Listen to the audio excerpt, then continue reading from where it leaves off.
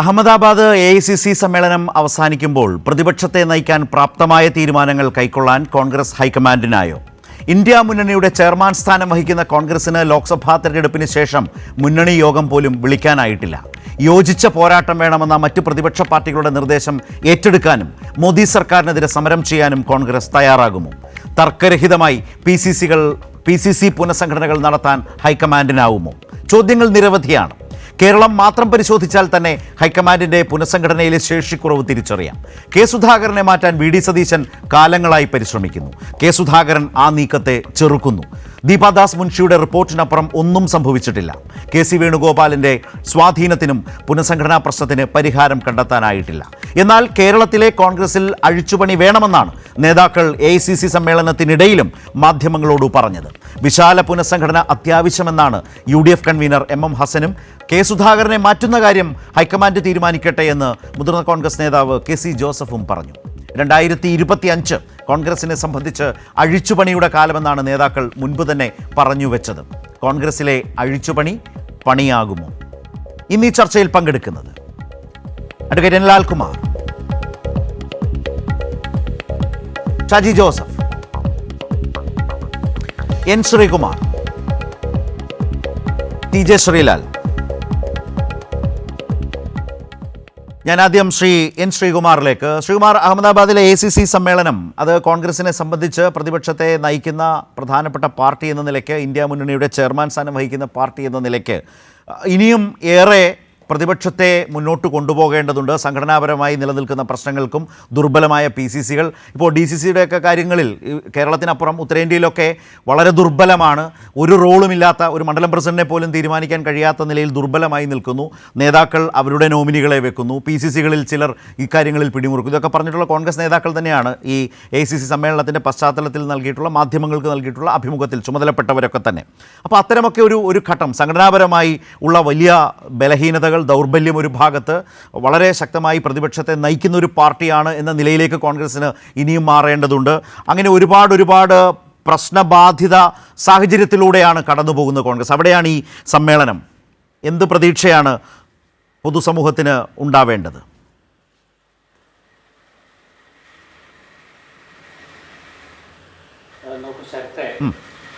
AICC സമ്മേളനത്തെക്കുറിച്ച് ഇത് ചർച്ച നടത്തുന്നത് കൈരളിയാണ്. അതിൽ വളരെ സന്തോഷമുണ്ട്. കാരണം ദേശീയ തലത്തിൽ ഇടതുപക്ഷ പ്രസ്ഥാനങ്ങൾ ഇന്നും കോൺഗ്രസിനെ ഒരു മിനിറ്റ്, ഞാൻ പറഞ്ഞ കേൾക്കുന്നുണ്ടോ? കേൾക്കാം. ശരത്ത്, ഞാൻ ആദ്യം പറഞ്ഞതെന്ന് വെച്ചാൽ ഞാൻ ആദ്യം പറഞ്ഞ കേട്ടില്ലല്ലോ അല്ലേ? അതും കേട്ടു. കൈരളിയാണ് ചർച്ച ചെയ്യുന്നത്, അതിൽ സന്തോഷമുണ്ടെന്നാണ് N ശ്രീകുമാറിന് വലിയ സന്തോഷമുണ്ടെന്നോ മറ്റോ ആണ് പറഞ്ഞത് അല്ലേ? അതെ, കാരണം N ശ്രീകുമാറിന് സന്തോഷമുണ്ടെന്നല്ല പറഞ്ഞത്. അതായത് ഇന്ന് AICC, ഞാൻ ആ മൈക്കിൻ്റെ ഒരു ചെറിയ പ്രശ്നം ഉണ്ടായിരുന്നു, അതുകൊണ്ടാണ്. ഇന്ന് AICC സമ്മേളനത്തെക്കുറിച്ച് കൈരളി ഒരു ചർച്ച സംഘടിപ്പിക്കുമ്പോൾ അതിൽ സന്തോഷം തോന്നാൻ കാരണം ദേശീയ തലത്തിൽ ഇടതുപക്ഷ പാർട്ടികൾക്ക് നേതൃത്വം കൊടുക്കാൻ ഇന്ത്യൻ നാഷണൽ കോൺഗ്രസ് ആണ് ഇന്നുള്ളത് എന്നുള്ളതിൻ്റെ ഒരു സൂചന കൂടി ആവർത്തിക്കുകയാണ്. രണ്ടാമത്തെ കാര്യം, ഇടതുപക്ഷ പാർട്ടികളുടെ നേതൃത്വം അവർക്ക് തന്നെയല്ലേ? ഇടതുപക്ഷ പാർട്ടികളുടെ നേതൃത്വം അവർക്ക് തന്നെയാണ്. പക്ഷേ BJP ഇതര ഇടതുപക്ഷ ജനാധിപത്യ മതനിരപേക്ഷ പാർട്ടികളുടെ ഒരു വിശാലമായ മുന്നണിയുണ്ട്. അതിലെ ഒന്നാമത്തെ പാർട്ടിയും ചെയർമാൻ സ്ഥാനവും കോൺഗ്രസിനാണ്. ഇടതു പാർട്ടികളെ നയിക്കുന്നത് കോൺഗ്രസ് അല്ലല്ലോ.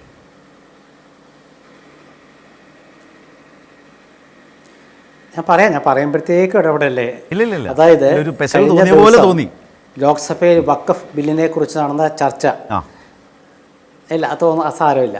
അതായത് വഖഫ് ബില്ലിനെ കുറിച്ചുള്ള ചർച്ച, ആ ചർച്ചയ്ക്ക് മുമ്പ് കോൺഗ്രസ് ആണ്, രാഹുൽ ഗാന്ധിയാണ് പ്രതിപക്ഷ നേതാവ് എന്ന നിലയ്ക്ക്, അതുപോലെ ഇന്ത്യ മുന്നണിയുടെ മുന്നണിയുടെ നയിക്കുന്ന പ്രസ്ഥാനത്തിൻ്റെ ഒരു അംഗം എന്ന നിലയ്ക്ക് രാഹുൽ ഗാന്ധി ഫലപ്രദമായി ഇടപെടുകയും ലോക്സഭയിൽ വഖഫ് ബില്ലിനെ കുറിച്ചുള്ള ചർച്ച പ്രതിപക്ഷത്തിൻ്റെ ആത്മവിശ്വാസം വർദ്ധിപ്പിക്കുകയും ചെയ്തു. അതാണ് ഞാൻ ഇപ്പോൾ പറഞ്ഞതിൻ്റെ പിന്നിലുള്ള ഒരു ഉദ്ദേശം അതായിരുന്നു. അത് ശരത്ത് വേറെ രീതിയിൽ എടുത്തുകൊണ്ടാണ് അങ്ങനെ സംഭവിച്ചത്. രണ്ടാമത്തെ കാര്യം, ഗുജറാത്തിൽ ഇപ്പോൾ AICC സമ്മേളനം നടക്കുന്നത് ഈ ദേശീയ രാഷ്ട്രീയത്തിൽ ഇന്ത്യ മുന്നണിയെ എങ്ങനെ നയിക്കണമെന്നോ അല്ലെങ്കിൽ ഇന്ത്യ മുന്നണിയുടെ തുടർന്ന് ഭാവി പരിപാടികൾ എങ്ങനെ തീരുമാനിക്കുന്നതിനോ കുറിച്ച് ആലോചിക്കാനല്ല. അത് ഇന്ത്യ മുന്നണി യോഗത്തിലാണ് തീരുമാനിക്കേണ്ടത്. AICC സമ്മേളനം ചേരുന്നത് 2 ദിവസത്തെ സമ്മേളനം ഇന്ന് അവസാനിപ്പിക്കുമ്പോൾ അവരുടെ മുഖ്യമായ ഉദ്ദേശം ഗുജറാത്ത് എന്ന് പറയുന്നത് കോൺഗ്രസ്സിന് കുറച്ചു കാലമായിട്ട് ഭരണം നഷ്ടപ്പെട്ട ഒരു സംസ്ഥാനമാണ്. പക്ഷേ അവിടെ മഹാത്മാഗാന്ധിയുടെയും സർദാർ വല്ലഭായ് പട്ടേലിൻ്റെയും ജന്മ സംസ്ഥാനം കൂടിയാണ്. മഹാത്മാഗാന്ധി കോൺഗ്രസ് അധ്യക്ഷനായതിൻ്റെ 100ാം വാർഷികത്തിൽ ആഘോഷിക്കാനും സർദാർ പട്ടേലിൻ്റെ 150ാം ജന്മവാർഷികം ആഘോഷിക്കാനും ഒക്കെയാണ് മുഖ്യമായിട്ടും അവിടെ സമ്മേളനം ചേർന്നത്. അതിന് ഒരു സന്ദേശം അവിടെ നൽകുന്നത് ഈ 2 നേതാക്കളെക്കുറിച്ച് ദേശീയ തലത്തിൽ BJP ഇന്ന് എന്തൊക്കെയാണോ പ്രചരിപ്പിക്കുന്നത് അതിനുള്ള മറുപടി കൊടുക്കേണ്ടതായിട്ടുണ്ട്. അപ്പോൾ ഈ കാര്യങ്ങൾ ചർച്ച ചെയ്യാനാണ് മുഖ്യമായിട്ടും ആ AICC സമ്മേളനം ചേരുന്നത്. അതിൻ്റെ ഒപ്പം സംഘടനാപരമായ കാര്യം ചർച്ച ചെയ്യും. കാരണം ഓൾ ഇന്ത്യ കോൺഗ്രസ് കമ്മിറ്റിയുടെ 2 ദിവസത്തെ വിപുലീകരിച്ച പ്രവർത്തക സമിതി യോഗവും അതുപോലെ സമ്മേളനം 1 ദിവസത്തെ സമ്മേളനമാണ്. 1700 പ്രതിനിധികൾ പങ്കെടുക്കുന്ന സമ്മേളനമാണ്. ആ സമ്മേളനത്തിൽ എല്ലാവർക്കും അവരവരുടെ അഭിപ്രായങ്ങൾ പറയാനുള്ള ഒരു വേദിയായിട്ടാണ് ഇന്ന് കൊടുത്തിരുന്നത്. കേരളത്തിൽ നിന്നും ഒരുപാട് പേര് സംസാരിച്ചു. അതിൽ ദേശീയ തലത്തിൽ ഇന്ന് RSS അതുപോലെ തന്നെ BJP ഒക്കെ സർദാർ പട്ടേലിനെ കുറിച്ച് പ്രചരിപ്പിക്കുന്ന കാര്യം അത് ഒന്ന് തിരുത്തി കൊടുക്കുക എന്നുള്ള കോൺഗ്രസ്സിന് താല്പര്യമുണ്ട്. കാരണം സർദാർ പട്ടേലാണ് RSSനെ നിരോധിച്ചത്. ആ RSSനെ നിരോധിച്ച സർദാർ പട്ടേലിനെ അറിയാമല്ലോ. ഞാൻ ആ കഥയൊന്നും വിവരിക്കുന്നില്ല. നരേന്ദ്രമോദി വലിയൊരു പ്രതിമയൊക്കെ സ്ഥാപിച്ച് സർദാർ പട്ടേൽ ഒരു BJPയുടെ ഒരു ഐക്കണായിട്ട് അവർ കൊണ്ടു നടക്കാൻ തീരുമാനിച്ചൊക്കെ അറിയാമല്ലോ. പക്ഷേ അതിനെയൊക്കെ പിന്തുടർന്നുകൊണ്ടാണ് കോൺഗ്രസിൻ്റെ തീരുമാനം. അതായത് സർദാർ പട്ടേലാണെങ്കിലും മഹാത്മാഗാന്ധി ആണെങ്കിലും സർദാർ പട്ടേലിനെ BJP ഹൈജാക്ക് ചെയ്തിട്ട് വർഷങ്ങളായി. ഇപ്പോഴാണോ കോൺഗ്രസിനൊരു തിരിച്ചറിവുണ്ടായത്? ഗുജറാത്തിൽ തന്നെ പോയി സർദാർ പട്ടേൽ അങ്ങനെ ഹൈജാക്ക് ചെയ്തു എന്ന് ഇപ്പോഴാണോ കോൺഗ്രസ് തിരിച്ചറിഞ്ഞത്? എത്രയോ വർഷമായി BJP ഇത് ചെയ്തു കഴിഞ്ഞിട്ട്.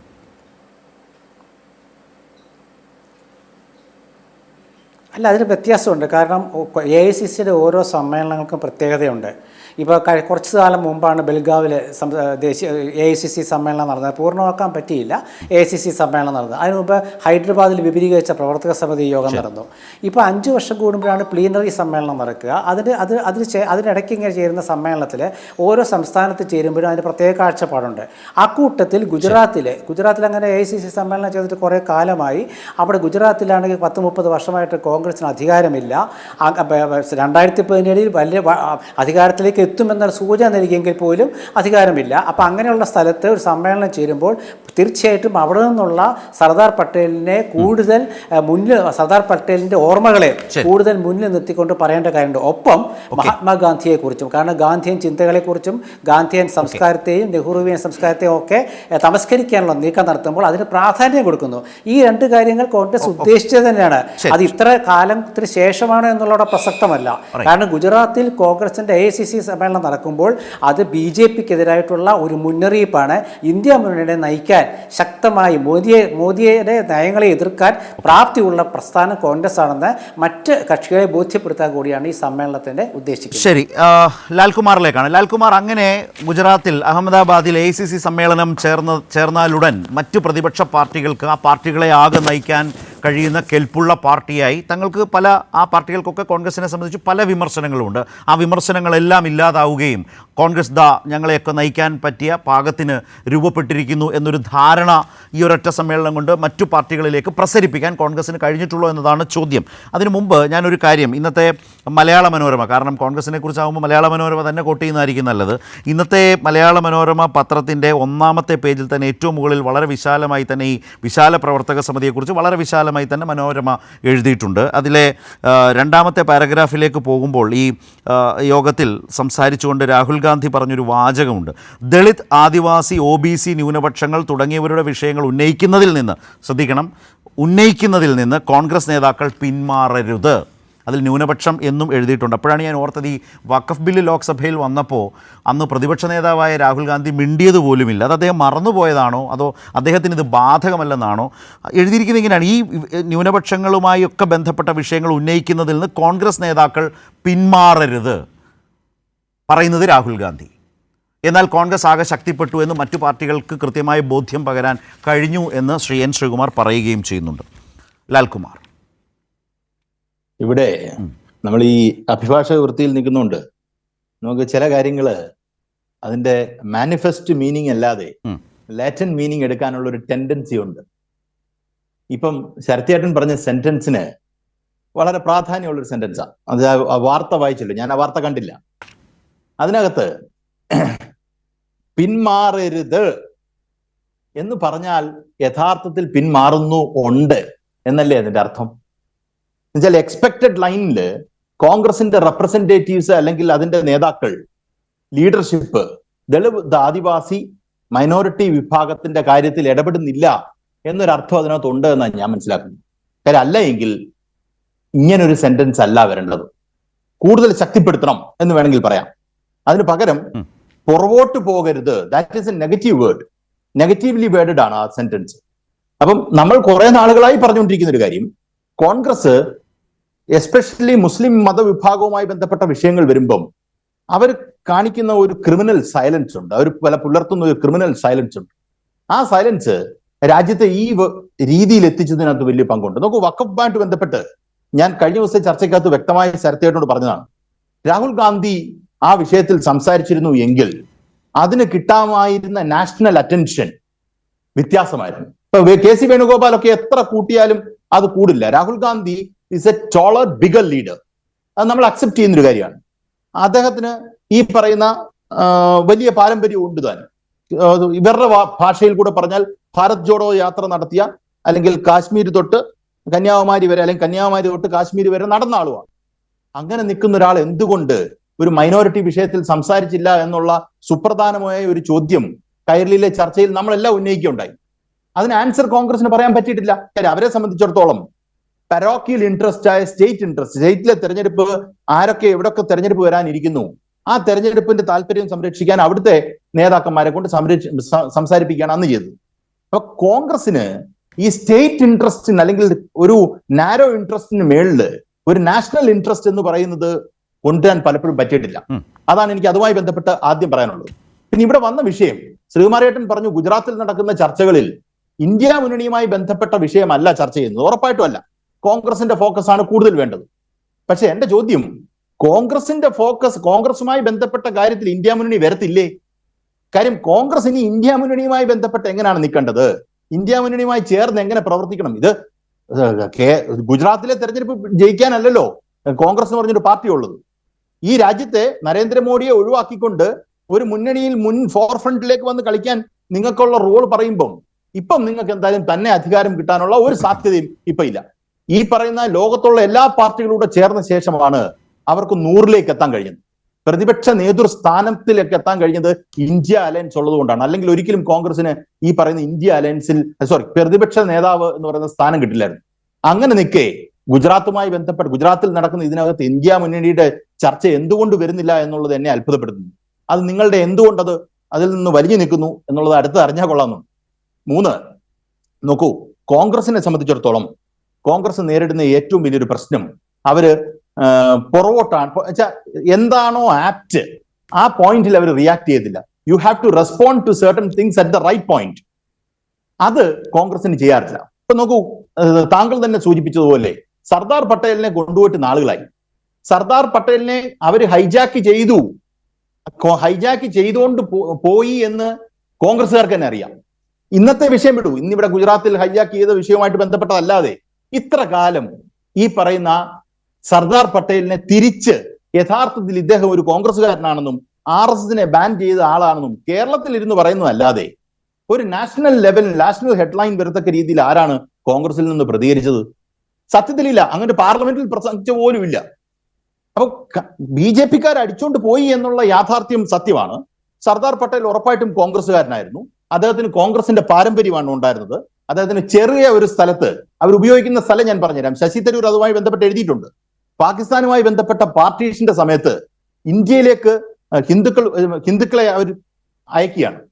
അപ്പം സർദാർ പട്ടേൽ നെഹ്റുവിനോട് പറഞ്ഞു, നമ്മൾക്ക് you should send equal number of Hindus from India to Pakistan എന്നൊരു സ്റ്റേറ്റ്മെന്റ് ശശി തരൂർ കോട്ട് ചെയ്യുന്നുണ്ട് സർദാർ പട്ടേലിനെ വെച്ച്. ഈ ഒരു ഹിന്ദു ട്രേസ് ആണ് അദ്ദേഹത്തിൽ BJP അട്രിബ്യൂട്ട് ചെയ്ത് ഹൈജാക്ക് ചെയ്യാൻ ശ്രമിക്കുന്നത്. പക്ഷെ അങ്ങനല്ല. ഇത് ഈ പറയുമ്പോൾ തന്നെ അദ്ദേഹം വളരെ സെക്യുലർ ആയിട്ടൊരു മനുഷ്യനായിരുന്നു. ഒരു ഇമോഷണൽ പ്രശ്നത്തിലാണ് അദ്ദേഹം ആ സ്റ്റേറ്റ്മെന്റ് പറയുന്നത്. അത് നെഹ്റു അദ്ദേഹത്തെ കറക്റ്റ് ചെയ്യുന്നുണ്ട്. ഇത് ഹൈജാക്ക് ചെയ്യപ്പെട്ടു പോയി അല്ലെങ്കിൽ പോയി എന്ന് കോൺഗ്രസ് അതിനുവേണ്ടി ഫൈറ്റിന് ഗുജറാത്തിൽ ഇറങ്ങി നിൽക്കുന്ന 10 വർഷം കഴിഞ്ഞിട്ടാണെന്നുള്ളതാണ് പ്രശ്നം. എല്ലാ വിഷയങ്ങളിലും അതാണ്. ഒറ്റ കാര്യം കൂടെ പറഞ്ഞ് ഞാൻ അവസാനിപ്പിക്കാം. നോക്കൂ, കോൺഗ്രസുമായി ബന്ധപ്പെട്ട് എന്നോട് ശരത്തേട്ടൻ മാധ്യമ പ്രവർത്തനം നടത്താൻ വേണ്ടിയിട്ട് വർഷങ്ങളായത്. ഇന്ത്യൻ രാഷ്ട്രീയത്തിൽ നരേന്ദ്രമോദി വന്നതിന് ശേഷം, നരേന്ദ്രമോദി 2014 പ്രധാനമന്ത്രി ആയതിനു ശേഷം കോൺഗ്രസ് മുൻകൈയെടുത്ത് ലീഡ് ചെയ്ത ഒരു സമരം ഉണ്ടോ ഇന്ത്യയിൽ? കർഷക സമരം എന്നൊന്നും പറയരുതേ, ഒരു ഒറ്റ സമരം കോൺഗ്രസ് അവരുടെ തന്നെ ചിന്തയുടെ ഭാഗമായി എടുത്ത് ജനങ്ങളെ ഇവര് ചെയ്തതിന്റെ റിയാക്ഷൻ അല്ല ഞാൻ പറഞ്ഞു കേട്ടോ. ഇപ്പൊ CAA കൊണ്ടിരുന്നു, അതിനകത്ത് ഈ രാജ്യം മൊത്തം സമരം ചെയ്ത ആൾക്കാരാ, അത് കോൺഗ്രസ് ചെയ്ത സമരമല്ല. അങ്ങനെ അല്ലാതെ കോൺഗ്രസിന് ഈ വിഷയത്തിൽ ഒരു സമരം നടത്തണം, സത്യാഗ്രഹം ഇരിക്കണം, അല്ലെങ്കിൽ നിരാഹാര സത്യാഗ്രഹം ഇരിക്കണം എന്നൊന്നും തോന്നിയ ഏതേലും ഒരു കേസുണ്ടോ? എന്റെ അണ്ടർസ്റ്റാൻഡിങ്ങിൽ കഴിഞ്ഞ 10-15 വർഷമായിട്ട് കോൺഗ്രസ് അധികാരത്തിൽ നിന്ന് പോയ ശേഷം ഒരു റൈറ്റ് അപ്രോച്ചിൽ അവർക്കൊരു സമരം ക്രിയേറ്റ് ചെയ്യാൻ പറ്റിയിട്ട്, സമരം ക്രിയേറ്റ് ചെയ്യേണ്ട വിഷയമാണ്. നമ്മൾ ജനങ്ങളെ കോൺഫ്രണ്ട് ചെയ്യേണ്ട ഒരുപാട് വിഷയങ്ങൾ അതിനകത്തുണ്ട്. ഒരെണ്ണം പോലുമില്ല. അതെന്തുകൊണ്ട് ഒരു പ്രതിപക്ഷ പാർട്ടിക്ക്, പ്രതിപക്ഷ സ്ഥാനം എന്നുള്ളതല്ലോ, പ്രതിപക്ഷ പാർട്ടിക്ക് ഒരെണ്ണം പോലും മുൻകൈ എടുത്ത് കൊണ്ടുവരാൻ കഴിയുന്നില്ല? അപ്പം കർഷക സമരത്തിനകത്ത് ഞങ്ങൾ മെച്ചമായിരുന്നു, ഞങ്ങൾ അതിനെ മുന്നിൽ നിന്നെന്ന് പറയുമെന്നല്ലാതെ കേൾക്കുന്നവർക്കും അറിയാം, കാണുന്നവർക്കും അറിയാം കർഷക സമരത്തിനകത്ത് ഇവരുടെ പങ്ക് എന്താണ്. Yes, I stop. Okay, right. ഞാൻ ശ്രീലാലിലേക്ക്, അതിനുശേഷം ശ്രീ ഷാജി ജോസഫിലേക്ക് വരാം. ശ്രീലാൽ, ഈ ഒരു AICC സമ്മേളനം നടക്കുന്ന ഒരു കാലം ഇപ്പോൾ അവസാനിച്ചു. കോൺഗ്രസ് പാർട്ടിയുമായി ബന്ധപ്പെട്ട് സംഘടനാപരമായിട്ടാണെങ്കിലും പലതരത്തിലുള്ള പ്രശ്നങ്ങൾ നിൽക്കുന്ന ഒരു സാഹചര്യമുണ്ട്. സംഘടനാപരമായി മുന്നേറാൻ കഴിയാത്ത സാഹചര്യം. ഇപ്പോൾ ഗുജറാത്തിലെ പ്രശ്നം തന്നെ എടുത്താൽ, ഗുജറാത്തിൽ കോൺഗ്രസിനുള്ളിൽ നിന്നുകൊണ്ട് BJPയെ സഹായിക്കുന്നവരെക്കുറിച്ച് നേതാക്കൾ തന്നെ പറയുന്നു. ഇപ്പോൾ മാധ്യമങ്ങളിൽ തന്നെ എനിക്ക് തോന്നുന്നു ജിഗ്നേഷ് ആണെന്ന് തോന്നുന്നു പറഞ്ഞിരുന്നു, മാധ്യമങ്ങളിൽ പലതിലും കണ്ടിരുന്നു, പലരും അത് പറയുന്നു, വളരെ പരസ്യമായി പറഞ്ഞു. രാഹുലിനോട് തന്നെ പരാതി പറഞ്ഞു. കോൺഗ്രസിൽ നിന്ന് BJPയിലേക്ക് പോകുന്നവരെക്കുറിച്ച് വലിയ ചർച്ചയും അതൊരു പതിവുമായപ്പോൾ കോൺഗ്രസിനകത്ത് നിന്നുകൊണ്ട് തന്നെ ഗുജറാത്തിൽ BJPയെ സഹായിക്കുന്നവരെക്കുറിച്ച് പരാതി പറയുന്നു എന്ന് പറയുന്നൊരു സാഹചര്യം. ഞാൻ കോൺഗ്രസുമായി സംഘടനാപരമായ ഒരു ഉദാഹരണം, PCCകളുടെ പുനഃസംഘടന, ഇതെല്ലാം ഒരു ഭാഗത്ത് നിൽക്കുന്നു. മറുഭാഗത്ത് നിശ്ചയമായും ഒരു AICC സമ്മേളനത്തിൻ്റെ അജണ്ട എന്ന് പറയുന്നത് ഇന്ത്യ മുന്നണിയല്ല എന്ന് വിചാരിച്ചാൽ തന്നെ ഇന്ത്യ മുന്നണിയെ നയിക്കുന്ന കോൺഗ്രസിനെക്കുറിച്ച് മറ്റു പാർട്ടികൾ എങ്ങനെ കാണുന്നു, അതിന് ഒരു ആത്മപരിശോധന, പാർട്ടിക്കുള്ളിൽ കോൺഗ്രസിനുള്ളിൽ അതേക്കുറിച്ചൊരു ചർച്ച, അത് അവരുടെ ഇടയിലുള്ള ഒരു അവമതിപ്പുണ്ടെങ്കിൽ അല്ലെങ്കിൽ അവിശ്വാസമുണ്ടെങ്കിൽ, വിമർശനമുണ്ടെങ്കിൽ അത് പരിഹരിക്കാൻ വേണ്ട നടപടികൾ എന്താണ് സ്വീകരിക്കേണ്ടത് എന്ന് സ്വാഭാവികമായും ഇതുപോലൊരു വേദിയിൽ ചർച്ച ചെയ്യേണ്ടി വരില്ലേ? അങ്ങനെ നിരവധിയായ പ്രശ്നങ്ങൾ അഭിമുഖീകരിക്കുന്ന ഒരു AICC സമ്മേളനത്തിലൂടെയല്ലേ കോൺഗ്രസ് കടന്നുപോയത്? നേരത്തെ തീർച്ചയായും ഈ AICC സമ്മേളനം വിളിച്ചുകൂട്ടി അങ്ങനെ ഒരു വലിയ സമ്മേളനം നടത്തിയതിനെ ഞാൻ തികച്ചും അതിൻ്റെ സ്വാഗതം ചെയ്യുകയും അതൊരു ആവശ്യമായ നടപടിയാണെന്ന് തന്നെയാണ് ഞാൻ കാണുന്നത്. അത് ഗുജറാത്തിൽ നടത്തിയത്, അഹമ്മദാബാദിൽ നടത്തിയത് വളരെ ഉചിതമായി. അതിന് ചില കാരണങ്ങളുണ്ട്. മഹാത്മാഗാന്ധിയുടെ 100ാം കോൺഗ്രസ് പ്രസിഡന്റ് സ്ഥാനം ഏറ്റെടുത്തതിൻ്റെ 100ാം വാർഷികം, അതോടൊപ്പം തന്നെ സർദാർ പട്ടേലിൻ്റെ 150ാം ജന്മദിനം, അങ്ങനെ ഒരു സാഹചര്യം ഉണ്ടെങ്കിൽ പോലും, അങ്ങനെ കാരണമുണ്ടെങ്കിൽ പോലും അത് ഗുജറാത്തിൽ നടത്താൻ തീരുമാനിച്ചതിനെ കൂടി ഞാൻ സ്വാഗതം ചെയ്യുകയാണ്. അത് കാരണം സാധാരണ കോൺഗ്രസ് ഇത്തരം AICC സമ്മേളനങ്ങൾ അല്ലെങ്കിൽ പ്ലീനറി സമ്മേളനങ്ങളിൽ ഒന്നുകിൽ അധികാരത്തിലിരിക്കുന്ന സംസ്ഥാനത്ത് അല്ലെങ്കിൽ വളരെ പേരുള്ള സംസ്ഥാനത്ത് മാത്രം നടത്തി അങ്ങനെ ഒരു സൗകര്യത്തിന് ഒതുങ്ങിപ്പോകുന്നൊരു പാർട്ടിയായിരുന്നു. പക്ഷേ ഇപ്പോൾ അത് മാറി ഗുജറാത്തിൽ കൊണ്ടുപോയി ഇങ്ങനെ ഒരു സമ്മേളനം നടത്തുന്നുള്ളത് ഒരു നല്ല നടപടിയാണ്, ധീരമായ നടപടി, നല്ല നടപടിയാണ്, ഒരു വെൽക്കം സ്റ്റെപ്പാണ് എന്ന് തന്നെയാണ് ഞാൻ കാണുന്നത്. പക്ഷേ അതിന് ഭാഗമായി ഉണ്ടായിട്ടുള്ള ബാക്കി കാര്യങ്ങളെക്കുറിച്ച് ആലോചിക്കുമ്പോൾ ഇന്ന് കോൺഗ്രസ് എത്തി നിൽക്കുന്ന സാഹചര്യത്തിൽ മറികടന്നു പോകാൻ പറ്റുന്ന ഉചിതമായ മരുന്നാണോ അഹമ്മദാബാദിലെ സമ്മേളനത്തിൽ ഉണ്ടായതെന്ന് ചോദിച്ചാൽ ഒരു പക്ഷേ കുറച്ചുകൂടി ശക്തമായ ഇതിലും വളരെ ശക്തമായ മരുന്ന് തന്നെയാണ് കോൺഗ്രസിന് വേണ്ടത്. കാരണം ഈ മരുന്ന് കൊണ്ടൊന്നും കോൺഗ്രസിൻ്റെ ഇപ്പോഴത്തെ പ്രതിസന്ധി പരിഹരിച്ച് മുന്നോട്ട് പോകാൻ പാർട്ടിക്ക് സാധിക്കുകയില്ല എന്നുള്ളത് വ്യക്തമാണ്. അതോടൊപ്പം തന്നെ ശരത്ത് ചോദിച്ചതുപോലെ ഈ സമ്മേളനത്തിൽ അവർക്കൊപ്പം നിൽക്കുന്ന, ദേശീയ തലത്തിൽ കോൺഗ്രസിനൊപ്പം നിൽക്കുന്ന പാർട്ടികൾക്ക് അവർക്ക് കൂടി ഉന്മേഷം അല്ലെങ്കിൽ അവർക്ക് കൂടി ഒരു ഉണർവ് പകരുന്ന, അവരെ ഒപ്പം നിർത്തുന്ന തരത്തിലുള്ള ചില പ്രഖ്യാപനങ്ങളും ആലോചനകളും കൂടി വേണ്ടിയിരുന്നുള്ള ഒരു സംശയമൊന്നുമില്ല. എന്തായാലും ഈ സമ്മേളനത്തിൽ എടുത്ത പ്രധാനപ്പെട്ട തീരുമാനങ്ങളിലൊന്ന് DCCകളെ ശക്തിപ്പെടുത്തുക എന്നുള്ളതാണ്. DCC പ്രസിഡന്റുമാരിലൂടെ കോൺഗ്രസിനെ അടുത്ത തലത്തിലേക്ക് വീണ്ടും അതിൻ്റെ പൂർണ്ണ പഴയ രൂപത്തിലേക്ക്, അതിൻ്റെ പ്രതാപത്തിലേക്ക് തിരിച്ചു കൊണ്ടുവരേണ്ട ആലോചന എന്നുള്ളതാണ്. ഈ DCC പ്രസിഡന്റുമാർക്ക് പൂർണ്ണ തോതിലുള്ള അധികാരം നൽകിക്കൊണ്ട്. പക്ഷേ ഈ പറയുന്നത് നടപ്പിലാക്കുക എന്ന് പറയുന്നത് പറയാൻ എളുപ്പമാണ്.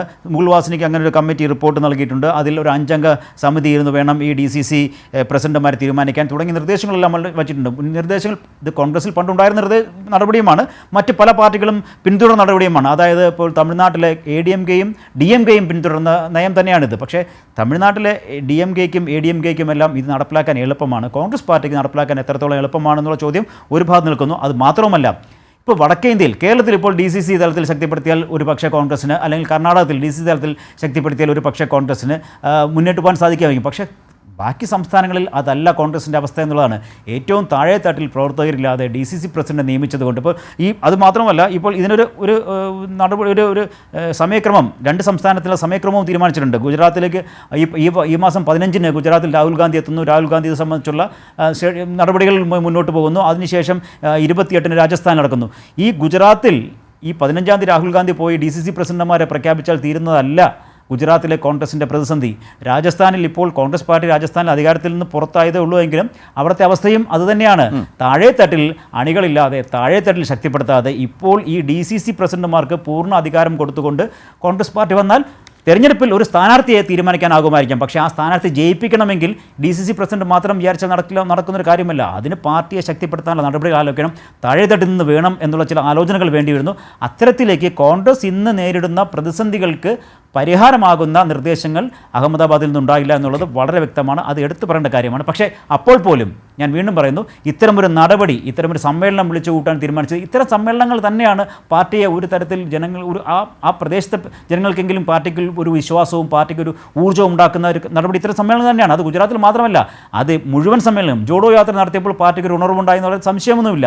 അതുകൊണ്ട് തന്നെ ഇതുപോലത്തെ സമ്മേളനങ്ങൾ ഇനിയും ഉണ്ടാകേണ്ടതുണ്ട്. എന്നാൽ മാത്രമേ കോൺഗ്രസ് പാർട്ടിയുടെ അണികൾക്ക് ഒരു ഊർജ്ജം പകരാൻ സാധിക്കൂ. പക്ഷേ അവിടെ നിന്നുണ്ടാകുന്ന തീരുമാനങ്ങൾ അത് ഇത്തരം തീരുമാനങ്ങൾ കൊണ്ടൊന്നും കോൺഗ്രസ് പാർട്ടിയുടെ ഇപ്പോഴത്തെ ഇത്തരം മേക്കപ്പുകൾ കൊണ്ടൊന്നും കോൺഗ്രസ് പാർട്ടിയുടെ ഈ നിലവിലെ പ്രശ്നങ്ങൾ പരിഹരിക്കാൻ സാധിക്കുമെന്ന് ഞാൻ കരുതുന്നുമില്ല. ഇവിടെ ഷാജി ജോസഫ് ഇപ്പോൾ 2010 ഗുജറാത്ത് പറഞ്ഞുകൊണ്ടാണ് 2017 നോക്കിയാൽ അന്ന് 182 അംഗ നിയമസഭയിൽ 77 സീറ്റ് നേടാനായി. പക്ഷേ അത് കഴിഞ്ഞ് 2022 വരുമ്പോൾ ഈ 77 എന്നുള്ളത് നേരെ 17 ചുരുങ്ങി. ഏതാണ്ട് 30% വോട്ട് ഷെയറാണ് ഇല്ലാതായി പോയത്. ആം ആദ്മി പാർട്ടി എന്നാൽ അല്പം മെച്ചപ്പെടുകയും ചെയ്തിട്ടുണ്ട്. ഞാൻ ഒരു സാഹചര്യം സൂചിപ്പിച്ചു എന്ന് മാത്രം. അതിനപ്പുറത്തേക്ക് പോയാൽ ഇപ്പോൾ ഈ വർഷാവസാനത്തിനുള്ളിൽ എന്തായാലും ബീഹാർ തെരഞ്ഞെടുപ്പ് ഉണ്ടാകും. ആ ബീഹാർ തെരഞ്ഞെടുപ്പ് വരുമ്പോൾ RJD കഴിഞ്ഞാൽ പ്രധാനപ്പെട്ട ഒരു പാർട്ടിയാണ് കോൺഗ്രസ്. ഇപ്പോൾ പ്രതിപക്ഷ നേതാവായിട്ടുള്ള രാഹുൽ ഗാന്ധി തന്നെ അവിടെ കോൺഗ്രസിനെ ഒന്ന് മെച്ചപ്പെടുത്താൻ വേണ്ടിയൊക്കെ പദയാത്രയും മറ്റുമായി ഇറങ്ങി. പക്ഷേ ദേശീയ മാധ്യമങ്ങളിൽ വന്ന വാർത്തയൊക്കെ താങ്കൾ ശ്രദ്ധിച്ചിട്ടുണ്ടാവും. രാഹുൽ ഗാന്ധി ഇറങ്ങിയിട്ടും അവിടെ നേതാക്കളും പ്രവർത്തകരും തമ്മിൽ തല്ല് നാഷണൽ മീഡിയയിലൊക്കെ വലിയ വാർത്തയായി വന്നതാണ്. കൂടുതൽ സീറ്റുകൾ ചോദിച്ചെടുക്കുക, സഖ്യത്തിൽ നിന്ന് മുന്നണിയിൽ വാങ്ങിച്ചെടുക്കുക, എന്നിട്ട് ആ മുന്നണിയെ തന്നെ തോൽപ്പിച്ച ബീഹാറിലെ ഒരു മുൻ ചരിത്രം നിൽക്കുന്നു. അതേസമയം ഇന്ത്യ മുന്നണി, നേരത്തെ ശ്രീലാൽ അതിലേക്ക് കടന്നില്ല, സംഘടനാപരമായ പ്രശ്നങ്ങളിൽ നിന്നാണ് സംസാരിച്ചത്. ഇന്ത്യ മുന്നണിയെ നയിക്കുന്ന പാർട്ടി എന്ന നിലയിൽ ആ കോൺഗ്രസ് ലീഡർഷിപ്പിനോടുള്ള അതൃപ്തിയും അവിശ്വാസവും ആ പ്രതിപക്ഷ പാർട്ടികളിൽ വളരെ സജീവമായിട്ടുണ്ട്. ഇങ്ങനൊരു സാഹചര്യത്തിൽ നിന്നുകൊണ്ടാണ് ഈ സമ്മേളനം എന്നതുകൂടി ഓർക്കണം. അപ്പോൾ അതിനെ അതിജീവിക്കാൻ കഴിയുന്ന നിലയിലുള്ള തീരുമാനങ്ങൾ കോൺഗ്രസിന് എടുക്കാനായി എന്ന് കരുതാൻ കഴിയുന്നുണ്ടോ ഈ സമ്മേളനം അവസാനിക്കുമ്പോൾ? നേരത്തെ കോൺഗ്രസിൻ്റെ അഹമ്മദാബാദിൽ നടക്കുന്ന ഈ AICC സമ്മേളനത്തെ ഒരു ദൊഷൈദ്രിക്കിൻ്റെ കാഴ്ചപ്പാടുകൂടി കാണാനാണ് ഞാൻ ആഗ്രഹിക്കുന്നത്. അതിൻ്റെ കാരണം, ഇതിനു മുൻപും പല ആവർത്തി ഇതിലും വലിയ കോലാഹലത്തോടുകൂടി കോൺഗ്രസിൻ്റെ സമ്മേളനങ്ങൾ നമ്മൾ കണ്ടിട്ടുള്ളതാണ്, ഞാൻ കവർ ചെയ്തിട്ടുള്ളതാണ്. ഉദാഹരണമായി പറഞ്ഞാൽ ഉദയ്പൂരിലെ സമ്മേളനം, ജയ്പൂരിലെ സമ്മേളനം, എന്തിനിപ്പുറം ഏറ്റവും അടുത്ത് റായ്പൂരിൽ നടന്ന സമ്മേളനം. ഈ സമ്മേളനങ്ങളിലൊക്കെ കോൺഗ്രസിൻ്റെ ലീഡർഷിപ്പ്, രാഹുൽ ഗാന്ധി ഉൾപ്പെടുന്ന ഹൈക്കമാൻഡ് നടത്തിയ വലിയ സംഭാഷണങ്ങൾ, വലിയ പ്രസംഗങ്ങൾ, കോൺഗ്രസിൻ്റെ പ്രവർത്തകരെയും റാങ്ക് ആൻഡ് ഫയലിനെയും ത്രസിപ്പിക്കുന്ന രീതിയിൽ ഉള്ള പ്രസംഗങ്ങൾ നന്നായിരുന്നു, വലിയ പ്രസ്താവനകളായിരുന്നു. പക്ഷേ എന്താണ് അതിന് ശേഷം സംഭവിച്ചത്? ഈ പ്രസ്താവനകളൊക്കെ, ഈ പ്രസംഗങ്ങളൊക്കെ പ്രവൃത്തി തലത്തിൽ കൊണ്ടുവരാൻ എന്ത് പ്രവൃത്തിയാണ് അല്ലെങ്കിൽ എന്ത് ശ്രമമാണ് കോൺഗ്രസിൻ്റെ നേതൃത്വത്തിൻ്റെ ഭാഗത്ത് നിന്ന് ഉണ്ടായത് എന്ന് മാത്രം നമ്മൾ ചിന്തിച്ചാൽ അഹമ്മദാബാദിൽ ഇപ്പോൾ നടക്കുന്ന ഈ ഒരു AICC സമ്മേളനം ഇതുകൊണ്ടും നാം ഒത്തിരിയൊന്നും കോൺഗ്രസിൽ നിന്ന് പ്രതീക്ഷിക്കേണ്ട എന്ന് തന്നെ കാണാനാണ് ഞാൻ ആഗ്രഹിക്കുന്നത്. ഇതിൻ്റെ കാരണമെന്ന് പറയുന്നത് ഈ കോൺഗ്രസിനെയും BJPയും വ്യത്യസ്തമാക്കുന്ന 3 ഘടകങ്ങളുണ്ട്.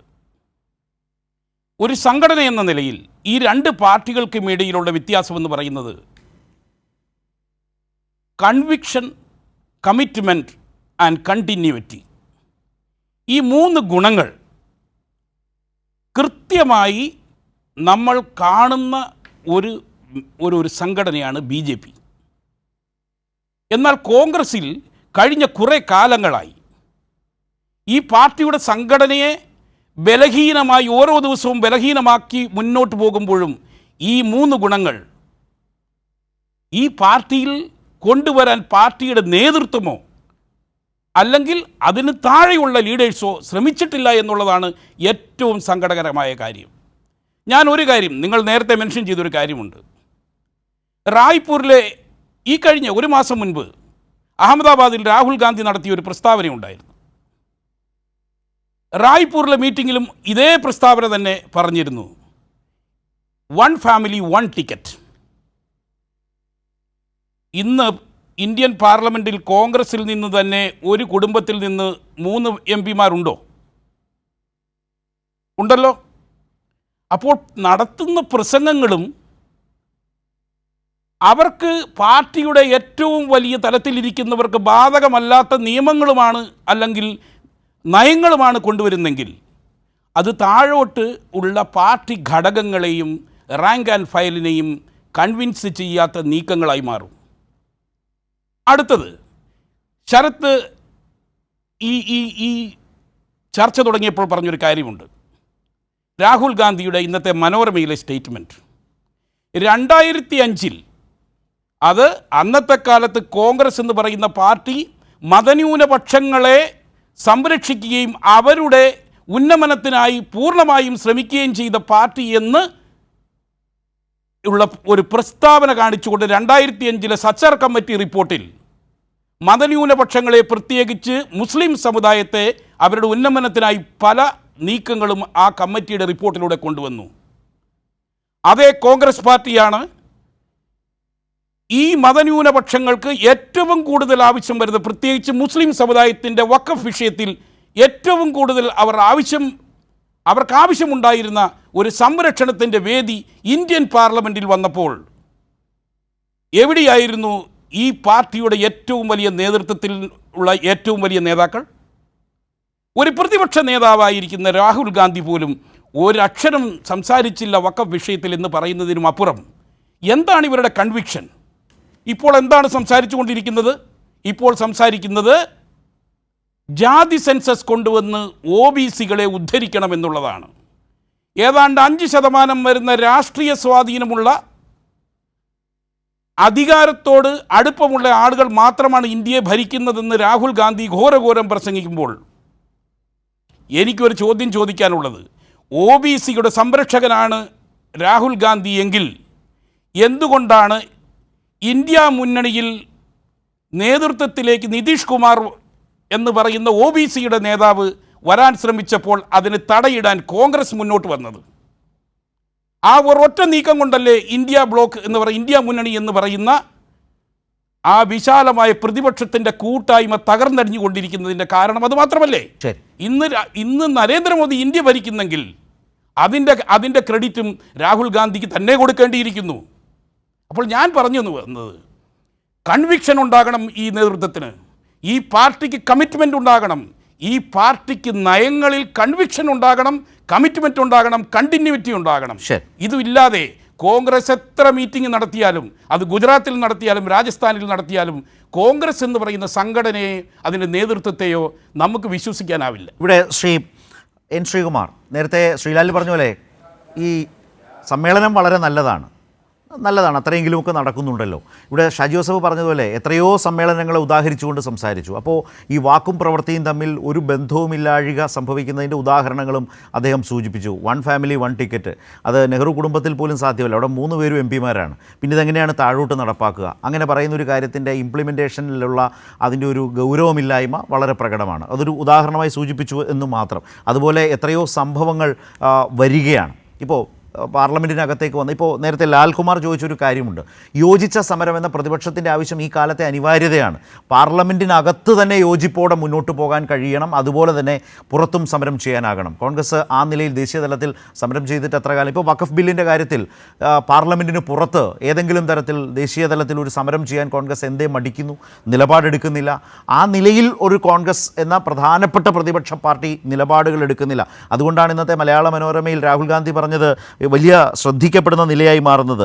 ന്യൂനപക്ഷങ്ങളടക്കമുള്ളവരുടെ പ്രശ്നങ്ങളുമായി ബന്ധപ്പെട്ട വിഷയങ്ങൾ ഉന്നയിക്കുന്നതിൽ നിന്ന് കോൺഗ്രസ് നേതാക്കൾ പിന്മാറരുത്. അങ്ങനെ പിന്മാറിയ നേതാവിൻ്റെ ഒന്നാമത്തെ പേരെന്തെന്ന് ചോദിച്ചാൽ അത് രാഹുൽ ഗാന്ധിയാണ്. പ്രതിപക്ഷ നേതാവായിരുന്നിട്ടും ലോക്സഭയിൽ ഒരക്ഷരം അദ്ദേഹം അതിനെ എതിർത്ത് മിണ്ടിയില്ല. നമ്മളെല്ലാം കണ്ടതല്ലേ. അതിനെതിരെ പുറത്ത് സമരമില്ല, യോജിച്ച സമരം വേണം, പാർലമെൻറ്റിനകത്തും പുറത്തും എന്ന് മറ്റു പ്രതിപക്ഷ പാർട്ടികൾ പറഞ്ഞു. ഇത് ഏറ്റെടുക്കാൻ കഴിയുന്നില്ല.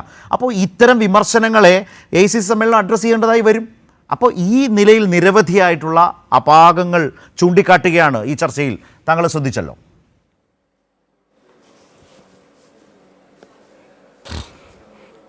നോക്ക് ശരത്ത്, എനിക്ക് മറുപടി പറയണം. 3 പേര് നിങ്ങൾ ഒരുമിച്ച് ഏതാണ്ട് ഒരേപോലെ പറഞ്ഞതാണ്. അതിൽ ഷാജി ജോസഫ് വളരെ സത്യസന്ധമായൊരു കാര്യം പറഞ്ഞു, ദോഷേക ദൃക്കാണെന്ന്. അപ്പോൾ ദോഷേക ദൃക്ക് ദോഷമേ കാണുള്ളൂ, അതുകൊണ്ട് പിന്നെ മറുപടി പറയുന്നതിൽ അർത്ഥമില്ല. എന്തായാലും ഞാൻ പറയും.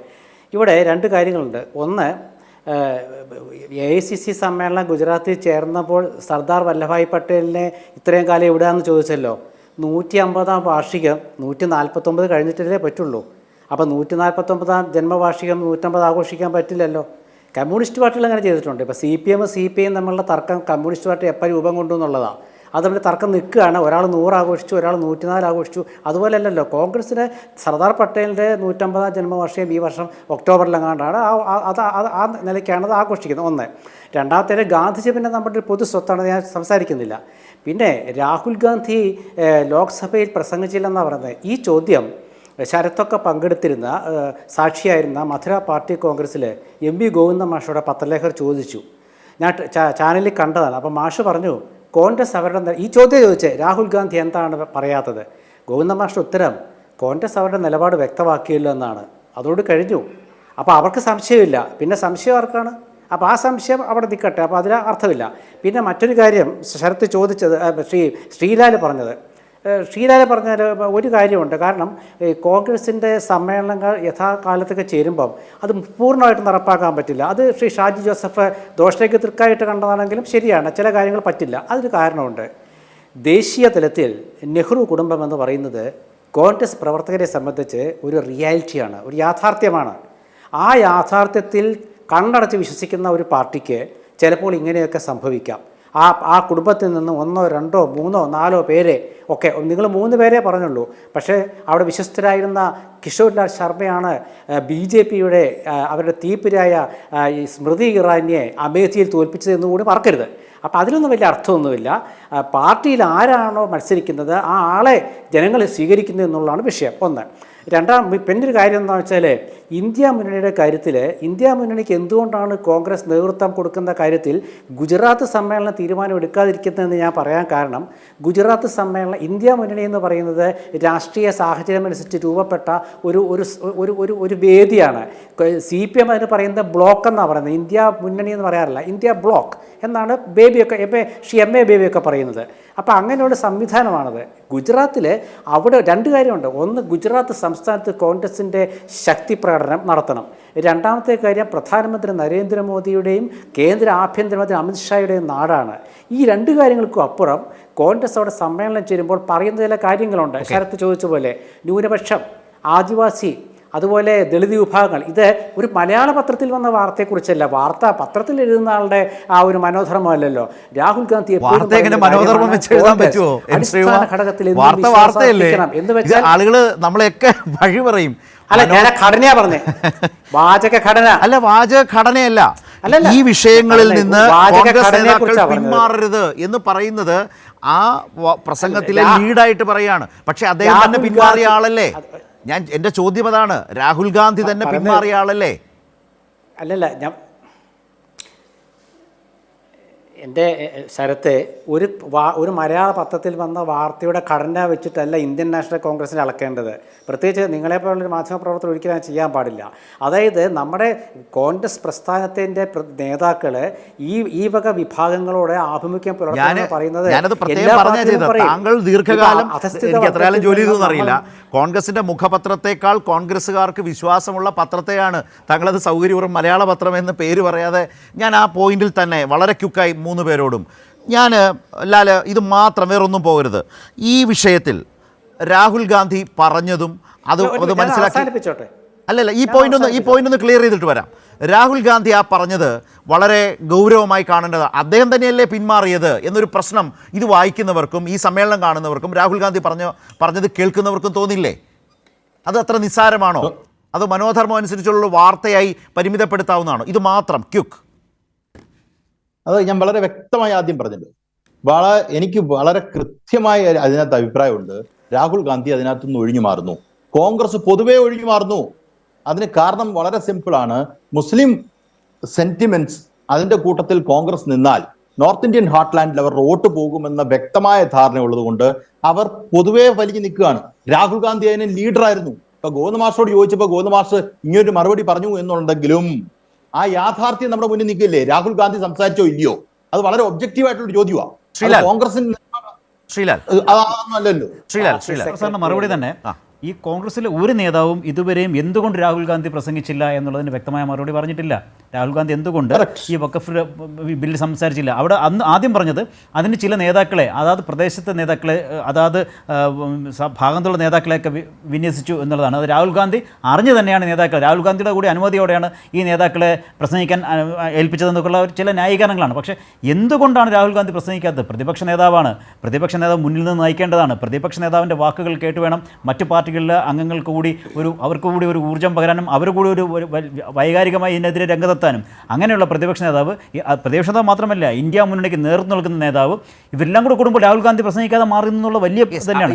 അതിനെ നേരത്തെ ശ്രീ ലാൽ പറഞ്ഞതുപോലെ അതിന് കാരണങ്ങളിലൊന്ന്, പണ്ട് വയനാട്ടിൽ കൊടി പിടിച്ചതുപോലെ ഒരു വടി നോർത്ത് ഇന്ത്യയിൽ വടക്കേ ഇന്ത്യയിൽ പിടിക്കണ്ട എന്ന് തീരുമാനിച്ചു തന്നെയാണ്. അതിനകത്ത് വേറെ കാര്യങ്ങളൊന്നുമില്ല എന്ന് തന്നെയാണ് എൻ്റെ വാസ്തവം. അല്ല, അങ്ങനെ പറഞ്ഞ് അദ്ദേഹം പക്ഷേ പ്രതിപക്ഷ നേതാവല്ലേ? പ്രതിപക്ഷ നേതാവിൻ്റെ ഉത്തരവാദിത്വം വേറൊന്നുകൂടിയല്ലേ? ഇവിടെ നേരത്തെ ഷാജി ജോസഫ് സൂചിപ്പിച്ചതിലേക്ക് തന്നെയാണ് ക്ലാസിക്കായി ഈ വിഷയം വരുന്നത്. വാക്കും പ്രവൃത്തിയും തമ്മിൽ ഒരു ബന്ധവുമില്ല എന്ന് ഈ സമ്മേളനത്തിൻ്റെ ഉദ്ഘാടന വേദിയിൽ തന്നെ രാഹുൽ ഗാന്ധി തന്നെ തെളിയിച്ചു എന്ന് പറയേണ്ടി വരില്ലേ? കോൺഗ്രസ് നേതാക്കൾ പിന്മാറരുത് പറയുന്നതാരാ? രാഹുൽ ഗാന്ധി ആദ്യം പിന്മാറിയ ആളാണ് ഈ പറയുന്നത്. നേരത്തെ രാഹുൽ ഗാന്ധി മാത്രമല്ലല്ലോ, പാർട്ടി തന്നെ പുറത്ത്, ഈ പാർലമെൻറ്റിൻ്റെ പുറത്ത് പാർട്ടി തന്നെ ഒരു വലിയ ഏതെങ്കിലും പ്രതിഷേധം നടത്തിയിട്ടുണ്ടോ ഇതുവരെയും വഖഫ് ബില്ലിനെതിരെ? ഷാജി ജോസഫ്. യെസ്.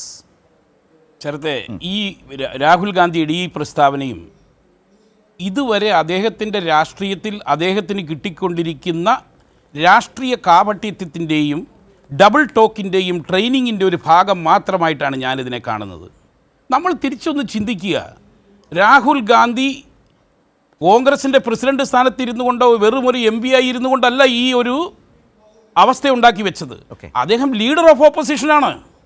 ആ ലീഡർ ഓഫ് ഓപ്പോസിഷൻ ഇങ്ങനെ കാണിക്കാമെങ്കിൽ ആ പദവിയെ അദ്ദേഹം എങ്ങനെയാണ് കാണുന്നതെന്നും അല്ല എങ്കിൽ ആ പദവിയെക്കുറിച്ച് അദ്ദേഹത്തിന് കിട്ടിയിരിക്കുന്ന എഡ്യൂക്കേഷൻ എന്താണെന്നും ഇതിൽ നിന്ന് നമ്മൾ മനസ്സിലാക്കണം. പക്ഷേ ഒരു കാര്യമുണ്ട്, കോൺഗ്രസ് എന്ന് പറയുന്ന പാർട്ടിയിൽ അപ്രമാദിത്യമുള്ള നേതാവാണ് രാഹുൽ ഗാന്ധി.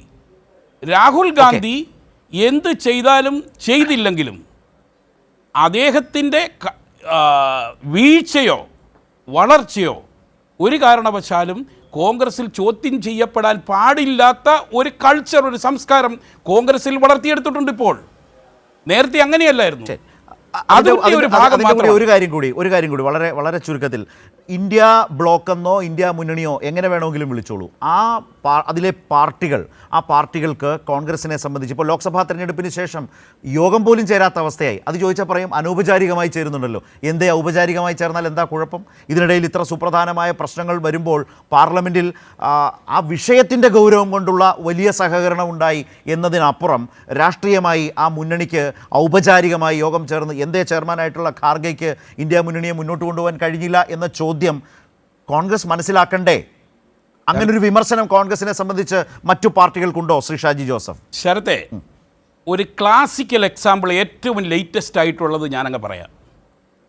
ഈ തെരഞ്ഞെടുപ്പിലെ പരാജയങ്ങളൊക്കെ ഉണ്ടായിട്ടും കൈവെള്ളയിലിരുന്ന ഹരിയാന പോലുള്ള സംസ്ഥാനങ്ങൾ കൈവിട്ടു പോയിട്ട് പോലും തങ്ങളോടൊപ്പം ഒന്നിച്ചു നിൽക്കുന്ന പ്രതിപക്ഷ കക്ഷികളെ ഒന്നിപ്പിച്ച് നിർത്തിക്കൊണ്ട് വേണം ഇനി BJPയെ നേരിടാനെന്ന രാഷ്ട്രീയ യാഥാർത്ഥ്യം മനസ്സിലാക്കുന്നതിൽ നിന്നും കോൺഗ്രസ് പിന്തിരിഞ്ഞിരിക്കുകയാണ്.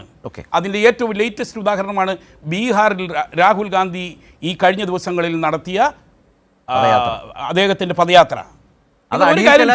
അതിലൊരു കാര്യം ശ്രദ്ധിക്കുക, അതിൽ തമ്മിലടിയായിരുന്നല്ലോ. അതെ, ഞാൻ പറഞ്ഞു വരുന്നത് ശ്രദ്ധിക്കുക. രാഹുൽ ഗാന്ധിയുടെ കോൺഗ്രസിൻ്റെ അവിടുത്തെ പദയാത്ര നയിക്കുന്നത് ആരാണ്? കനയ്യ കുമാർ, ഒരു മുന്നോക്ക ജാതിയിൽ നിന്ന് വരുന്ന നേതാവ്, അറിയപ്പെടുന്ന നേതാവ്. രാഹുൽ ഗാന്ധി പ്രസംഗിച്ചത് എന്താണ്? He's from the Bhumihar caste. Bhumihar എന്ന് പറയുന്നത് മുന്നോക്ക ജാതിയാണ്. അപ്പോൾ എന്താണ് പ്രസംഗിച്ചത് രാഹുൽ ഗാന്ധി? 10% വരുന്ന മുന്നോക്ക ജാതിയിൽ ജനിക്കാത്ത എല്ലാവരും ഒരു രണ്ടാംകിട പൗരനായിട്ട് വേണം ഈ രാജ്യത്ത് ജീവിക്കേണ്ടി വരുന്നത് എന്നാണ് പ്രസംഗിച്ചത്. കോൺഗ്രസിൻ്റെ ബീഹാറിലെ ഒരു വിഭാഗം വോട്ടേഴ്സ് എന്ന് പറയുന്നത് മുന്നോക്ക ജാതിയാണ്. അവർ BJPയിലേക്ക് കളം മാറി ചവിട്ടിയ ഒരു കാലഘട്ടമാണ് ഈ കഴിഞ്ഞ കാലഘട്ടത്തിലുണ്ടായത്. അപ്പോൾ രാഹുൽ ഗാന്ധി പ്രസംഗിക്കുന്നതും രാഹുൽ ഗാന്ധി പ്രാക്ടീസ് ചെയ്യുന്നതുമായ രാഷ്ട്രീയം നിങ്ങൾ ആലോചിക്കണം. അവിടുത്തെ ഏറ്റവും വലിയ കക്ഷി കോൺഗ്രസിന് എന്തെങ്കിലും സ്ട്രെങ്ത് ബീഹാറിൽ ഉണ്ടാക്കി കൊടുക്കുന്നത് RJD ആണ്. RJD എന്ന് പറയുന്ന ഏറ്റവും വലിയ പ്രതിപക്ഷ കക്ഷിയെ ഐസൊലേറ്റ് ചെയ്തുകൊണ്ടുള്ളൊരു രാഷ്ട്രീയ നീക്കം അവിടെ തുടങ്ങി വെച്ചത് നേരത്തെ നിങ്ങൾ പറഞ്ഞതുപോലെ, ശരത്ത് പറഞ്ഞതുപോലെ, ഇതിന് 2020 തെരഞ്ഞെടുപ്പിൽ ഉണ്ടാക്കിയെടുത്ത 70 സീറ്റിൽ മത്സരിച്ച് 19 മാത്രം ജയിച്ച് പ്രതിപക്ഷ മുന്നണിയെ പരാജയപ്പെടുത്തിയ നീക്കത്തിൻ്റെ ഒരു തുടർച്ചയ്ക്ക് വേണ്ടി ഒരു ലേലം വിളിക്ക് അല്ലെങ്കിൽ ഒരു ബാർഗെയിന് വേണ്ടിയിട്ടുള്ള ശ്രമത്തിൻ്റെ ഭാഗം മാത്രമാണ് കോൺഗ്രസ് ഇപ്പോൾ നടത്തിക്കൊണ്ടിരിക്കുന്നത് ബീഹാറിൽ. അല്ലെങ്കിലും ശ്രീകുമാർ പറയുന്നല്ലോ, എന്തിലും താങ്കൾ കോൺഗ്രസിന്റെ കാര്യത്തിൽ കുറ്റമേ കാണൂ, ദോഷൈക ദൃക്കായതുകൊണ്ടെന്ന് ശ്രീകുമാർ പറഞ്ഞത്. അത് ദോഷൈദ്രിക്കിന്റെ കണ്ണുകളോടുകൂടി കാണുന്നു എന്നങ്ങ് മനസ്സിലാക്കണം എന്നാ പറഞ്ഞത്. ശ്രീകുമാർ, ഇപ്പോൾ നമ്മൾ സംസാരിച്ചു വന്നതിൻ്റെ തുടർച്ചയിൽ തന്നെയാണ് അടുത്തൊരു വിഷയം കൂടി ഒന്ന് ചുരുക്കത്തിൽ സ്പർശിച്ചു പോകാമെന്ന് വിചാരിക്കുന്നു. ഏറ്റവും ശക്തമായ ഒരു പുനഃസംഘടന എന്ന് കോൺഗ്രസ് ആഗ്രഹിക്കുന്നുണ്ട്. അതിന് നമ്മൾ കേരളം തന്നെ ഉദാഹരണമായി എടുത്താൽ ആ പുനഃസംഘടന തന്നെ എങ്ങനെയാവണം എന്നൊരു വലിയ തർക്കത്തിൽ നിൽക്കുകയാണ്. അതിൽ മുന്നോട്ട് പോകാൻ കഴിയാത്തൊരു സാഹചര്യമുണ്ട്. അപ്പോൾ ഇതും ഒരു ഹൈക്കമാൻഡിൻ്റെ ബലഹീനതയല്ലേ? ശരിയായി രാഷ്ട്രീയമായി വളരെ ശക്തമായി പുനഃസംഘടന പോലും നടത്താൻ കഴിയുന്നില്ല എന്ന പ്രശ്നം കോൺഗ്രസിനെ അലട്ടുന്നില്ലേ? അവിടെ അഹമ്മദാബാദിൽ വെച്ച് തന്നെ ഹസനും KC ജോസഫും ഒക്കെ പുനഃസംഘടനയെക്കുറിച്ച് സംസാരിച്ചു. വളരെ വിപുലമായ തലത്തിൽ താഴെ തട്ട് മുതലുള്ള വളരെ ശക്തമായ പൂർണ്ണമായ ഒരു അഴിച്ചുപണി പുനഃസംഘടന വേണം എന്നാണ് കോൺഗ്രസിൽ പല നേതാക്കളും ആഗ്രഹിക്കുന്നതും പറയുന്നതും.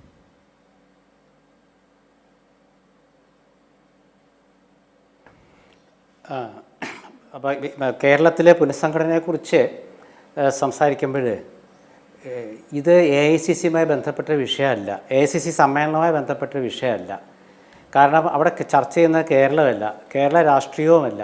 അവിടെ കേരളത്തിലെ CPM കോൺഗ്രസ് പോരോ തിരഞ്ഞെടുപ്പ് പ്രശ്നങ്ങളോ ഒന്നുമല്ല. അവിടെ ദേശീയ തലത്തിലുള്ള ഒരുപാട് വിഷയങ്ങൾ AICC ചർച്ച ചെയ്യുകയാണ്.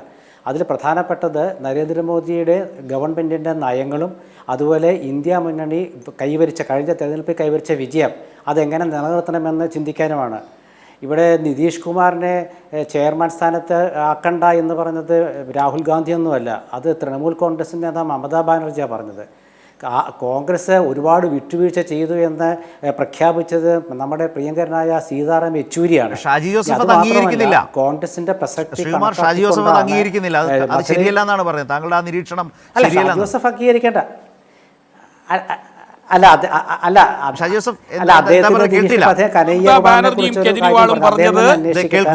നിതീഷ് കുമാറിനെ ചെയർമാൻ ആക്കണം, നാഷണൽ കോർഡിനേറ്റർ ആക്കണം എന്ന ഡിമാൻഡിനെ കുറിച്ച് കോൺഗ്രസ് ചർച്ച ചെയ്യണമെന്ന് ആവശ്യപ്പെട്ടു.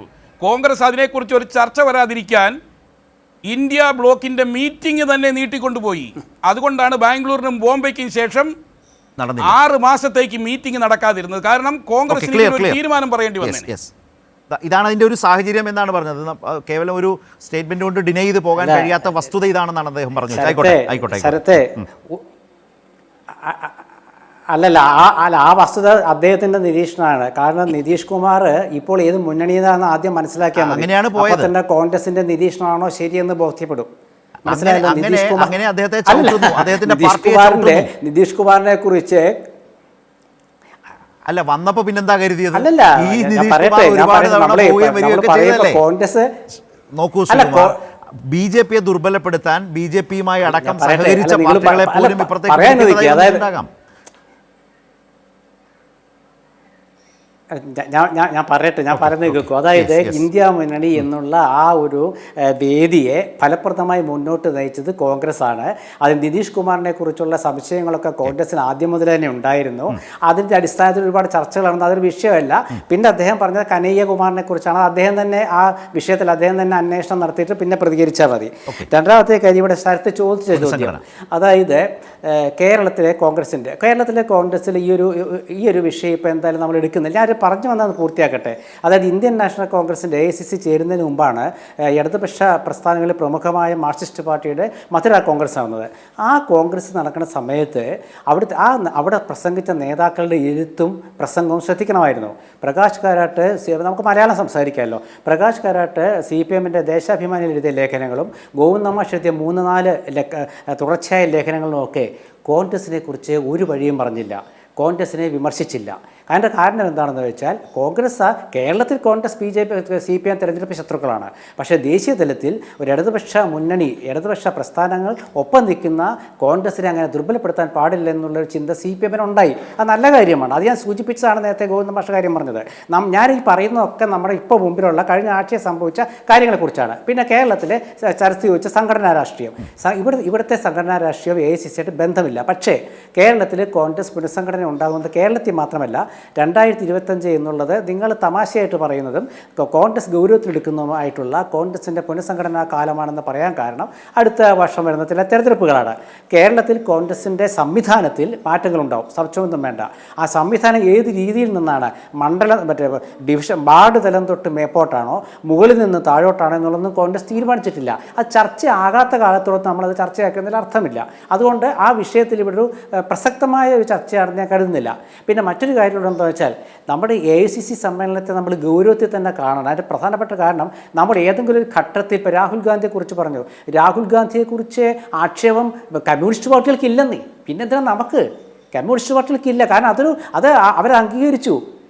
ദേശീയ തെരഞ്ഞെടുപ്പ് 2024 ആ ചർച്ചയെ എന്തിനാണ് ശ്രീകുമാർ ആ ചർച്ചയിൽ ആ വിഷയം ഞാൻ പറഞ്ഞത് ഇന്ന പാർട്ടി പറയുന്നില്ലല്ലോ, എന്നാൽ പിന്നെ നിങ്ങൾ ചർച്ച എന്നാണോ പൊതുസമൂഹത്തിന്റെ മുമ്പിലെ പൊതുസമൂഹത്തിന്റെ മുമ്പിലെ ഒരു ചോദ്യത്തെ അഡ്രസ് ചെയ്യലേ വേണ്ടത്? കോൺഗ്രസ് നേതാക്കൾ എന്തുകൊണ്ട് പറയുന്നില്ല? രാഹുൽ ഗാന്ധി എന്ന പ്രതിപക്ഷ നേതാവ് കഴിഞ്ഞ സർക്കാരിന്റെ കാലത്തെ കോൺഗ്രസ് ഗ്രൂപ്പിലെ രാഹുൽ ഗാന്ധി എന്ന MP-യെ കുറിച്ചല്ല ഞാൻ ചോദിക്കുന്നത്. ലോക്സഭയിലെ പ്രതിപക്ഷ നേതാവ് എന്തുകൊണ്ട് സംസാരിച്ചില്ല എന്നതിന് വളരെ ഒരു വ്യക്തമായ മറുപടി അതാണ് ഇവരെല്ലാം പറഞ്ഞത്. കോൺഗ്രസ് പറഞ്ഞിട്ടില്ല എന്നേ പറഞ്ഞിട്ടുള്ളൂ. ഇതേ മധുര പാർട്ടി കോൺഗ്രസിൽ എന്താണ് പറഞ്ഞത്? പ്രിയങ്ക ഗാന്ധി എന്തുകൊണ്ട് പങ്കെടുത്തില്ല, പ്രിയങ്ക വ്യക്തമാക്കണം, വിശദീകരിക്കണം എന്ന് പറഞ്ഞിട്ടുണ്ട് എല്ലാവരും. ആ വിമർശനം ഈ സമൂഹത്തിൽ നിൽപ്പുണ്ട്. ശരത്തെ അല്ല, ഞാൻ പ്രസംഗമല്ല പറഞ്ഞത്, ഞാൻ എഴുത്താണ് പറഞ്ഞത്. 2 ഗോവിന്ദ മാഷിനെ പ്രകാശ് കാരാട്ട് എഴുത്ത് ഇപ്പോഴും ദേശാഭിമാനി കിടപ്പുണ്ട്. അത് നിൽക്കട്ടെ. ഞാൻ ഇവിടെ ശരത്ത് ചോദിച്ച ചോദ്യം തന്നെ ഉത്തരം അത് കോൺഗ്രസ് പറഞ്ഞിട്ടുണ്ട്. അതായത് നേരത്തെ ഷീലാലത് പറഞ്ഞു, അതുകൊണ്ട് ഞാൻ പിന്നെ വിശദീകരിക്കായിരുന്നേ. അതായത് വഖഫ് ബില്ലുമായി ബന്ധപ്പെട്ട ചർച്ചയിൽ ഇന്ത്യ മുന്നണിയിൽ ആരൊക്കെ സംസാരിക്കണം എന്നുള്ള, പ്രത്യേകിച്ച് മുസ്ലിം ലീഗ് ഉൾപ്പെടെയുള്ള കക്ഷികളുള്ള ഒരു മുന്നണിയാണത്. അതുകൊണ്ട് ആരൊക്കെ സംസാരിക്കണമെന്ന് തീരുമാനിച്ച രാഹുൽ ഗാന്ധി നേതൃത്വത്തിലുള്ള പാർട്ടിയാണ്. ഒന്ന്. രണ്ടാമത്തെ കാര്യം, ഇതേ രാഹുൽ ഗാന്ധി ഇപ്പോഴും ഇന്ത്യയിലുണ്ട്. ഇതേ രാഹുൽ ഗാന്ധി തന്നെ നിലനിൽക്കുമ്പോൾ, രാഹുൽ ഗാന്ധി AICC സമ്മേളനത്തിൽ പങ്കെടുക്കുമ്പോഴും ഈ ചോദ്യം നിങ്ങൾ ഉയർത്തിയാണ്. അവിടെ വൃന്ദാക്കാരായിട്ട് ചോദിച്ച ചോദ്യം ശരത്ത് പറഞ്ഞല്ലോ, എന്തുകൊണ്ട് പ്രിയങ്ക വിദേശത്താണെന്നും അവരുടെ ഒരു സ്വകാര്യ സന്ദർശനത്തിൽ പോയതാണെന്നും അവർ പാർലമെന്റിൽ മാത്രമല്ല AICC-യിൽ ഉണ്ടാകില്ലെന്ന് വ്യക്തമായതാണല്ലോ. അപ്പോൾ AICC സമ്മേളനത്തിൽ പങ്കെടുക്കാത്തതിന് വേറെ പ്രത്യേകിച്ച് ന്യായമൊന്നും പറയേണ്ട കാര്യമില്ല. പിന്നെ ഒരു മിനിറ്റ്, രാഹുൽ ഗാന്ധിയുടെ വിഷയത്തിൽ കോൺഗ്രസ് അഭിപ്രായം പറഞ്ഞിട്ടുണ്ട്. കാരണം രാഹുൽ ഗാന്ധിയാണ് ആരൊക്കെ പ്രസംഗിക്കണം. ഇപ്പം കേരളത്തിൽ തന്നെ അസംബ്ലിയിലെ ഒരു വിഷയം ഇന്നയാൾ അതൊന്നുമല്ല വിഷയം. അദ്ദേഹം തീരുമാനിച്ചോ, അദ്ദേഹം തീരുമാനിച്ചോ പ്രശ്നം. എന്തേ ഈ ഭയം? എന്തുകൊണ്ടാണ് ഈ ഭയം? ഒഴിഞ്ഞുമാറൽ എന്തുകൊണ്ടാണ്? മുന്നിൽ നിന്ന് നയിക്കേണ്ടയാളല്ലേ പ്രതിപക്ഷ നേതാവിന്റെ ചോദ്യം? അവിടെയാണ് ആ ചോദ്യത്തിന് മുമ്പിൽ ഉത്തരമില്ലാത്തത്. പകരം ഈ ഉത്തരവാദിത്തങ്ങൾ മറ്റുള്ളവരുടെ ചുമലിൽ വെച്ച് മാറി നിൽക്കുന്നതാണോ പ്രതിപക്ഷ നേതാവിന്റെ റോള്? ആ പ്രതിപക്ഷ നേതാവ് എന്നിട്ട് കോൺഗ്രസ്സുകാരോട് ആഹ്വാനം ചെയ്യുകയാണ്, നിങ്ങൾ പിന്മാറരുത് കേട്ടോ, ന്യൂനപക്ഷങ്ങളുടെ പ്രശ്നങ്ങൾ വന്നാൽ അത് ഏറ്റെടുക്കണം, പിന്മാറരുത് അതിൽ നിന്ന്. എന്ത് വൈരുദ്ധ്യമാണ് വാക്കും പ്രവൃത്തിയും തമ്മിൽ? ശരത്തെ അങ്ങനെ വളച്ചൊടിച്ച് പോകരുത്. ഞാനൊന്നും വളച്ചൊടിച്ചിട്ടില്ല. ഒരു വാചകം പോലും ഞാൻ വളച്ചൊടിച്ചിട്ടില്ല. ശ്രീകുമാർ അങ്ങനെ പറയരുത്. എന്റെ ഭാവനയെ താങ്കൾ പറഞ്ഞ പോലെ നമ്മുടെ ഭാവനയിൽ നിന്ന് വാർത്ത ചമച്ചയാളല്ല ഞാൻ. എന്റെ വാചകമല്ല. അവിടെ പ്രസംഗിച്ചതിനെ കുറിച്ച് മലയാള മനോരമ എഴുതി. അതിൽ വെച്ചാണ് ഞാൻ പറഞ്ഞത്. അല്ല ശരത്തെ, എന്തുകൊണ്ട് രാഹുൽ ഗാന്ധി പ്രസംഗിക്കാത്തെന്ന് ശ്രീമർജി ഒന്ന് പറഞ്ഞു. ആളെ ചുമതലപ്പെടുത്തി ഇത് ബാറ്റിംഗ് കൈമാറുന്ന കളിയൊന്നുമില്ല. ഒരു മിനിറ്റ്, ഞാൻ പറഞ്ഞത് അല്ലല്ല, ഒരു അധികാരി വടി കൊടുത്തതുപോലെ അല്ലല്ല, ഒരു മിനിറ്റ് ഞാൻ പറയട്ടെ. അതായത് ഞാൻ പറഞ്ഞത് ഒരു മിനിറ്റ്, മലയാള മനോരമയിൽ വന്ന വാർത്തയുടെ ഘടനയെ കുറിച്ചായിട്ട് ഞാൻ പറഞ്ഞത്. ഘടന വ്യത്യാസമുണ്ട്. വാചക ഘടന ഞാൻ പറഞ്ഞിരുന്നു, അത് പ്രത്യേകം ശ്രദ്ധിക്കുക. പിന്നെ രണ്ടാമത്തെ കാര്യം, രാഹുൽ ഗാന്ധിയെക്കുറിച്ചുള്ള ചോദ്യങ്ങൾക്ക് ഉത്തരം, അതായത് അദ്ദേഹം അങ്ങനെ പറയാതിരുന്നത് ശരിയല്ല എന്ന് എന്തുകൊണ്ട് CPM പറയാതിരുന്നത്? സംഘടനാപരമായ ബോധമുണ്ട് CPM-ന്. അതുകൊണ്ടാണ് അത് നിസ്സാരമല്ലല്ലോ. രണ്ട് കാര്യങ്ങൾ നിസ്സാരമല്ലല്ലോ. രാഹുൽ ഗാന്ധിയുടെ അഭിപ്രായം തന്നെയാണ് കോൺഗ്രസിന്റെ അഭിപ്രായം തന്നെയാണ് പാർലമെന്റിൽ കോൺഗ്രസിന്റെ നേതാക്കൾ പാർലമെന്റിൽ പറഞ്ഞതും. രാഹുൽ ഗാന്ധിയുടെ അഭിപ്രായവും കോൺഗ്രസിന്റെ അഭിപ്രായവും ഒന്ന് അങ്ങനെയാണെങ്കിൽ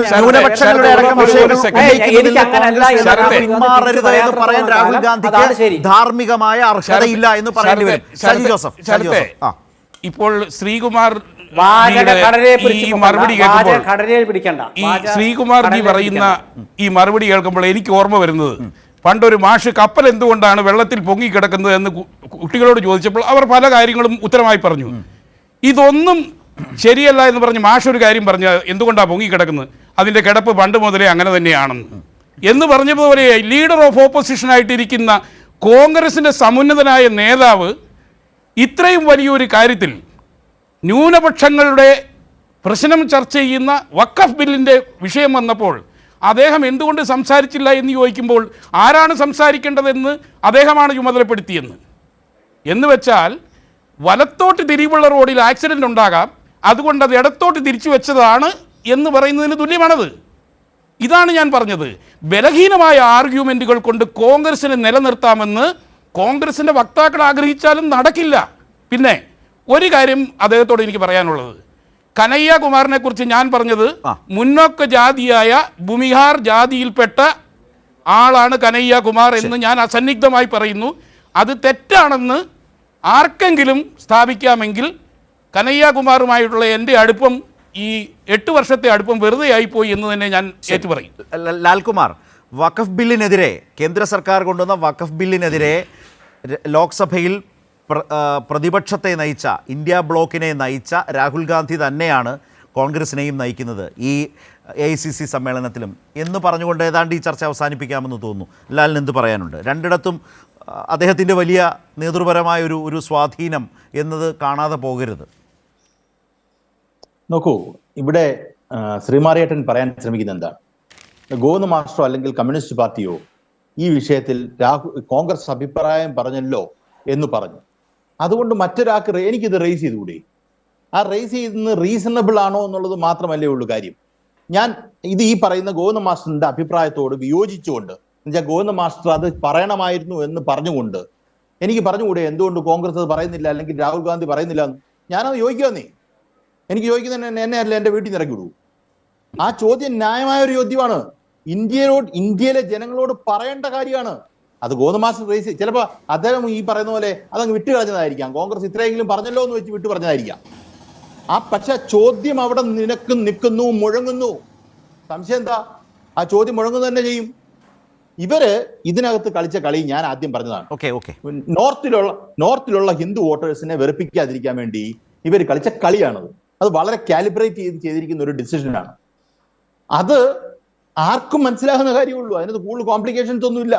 അല്ല, ആർക്കാ അത് മനസ്സിലാവാത്തത്? ഇവിടെ മാത്രമല്ല, അത് കഴിഞ്ഞ കുറേ നാളുകളായി കോൺഗ്രസ് വീണ് കിടക്കുന്ന വെട്ടാണത്. അതെ, ഈ കേസിൽ മാത്രമല്ല. അതെ, കോൺഗ്രസ് ആത്മാർത്ഥമായി ശരി, ഒരു മുസ്ലിം കോസിന് വേണ്ടി നിൽക്കത്തില്ല.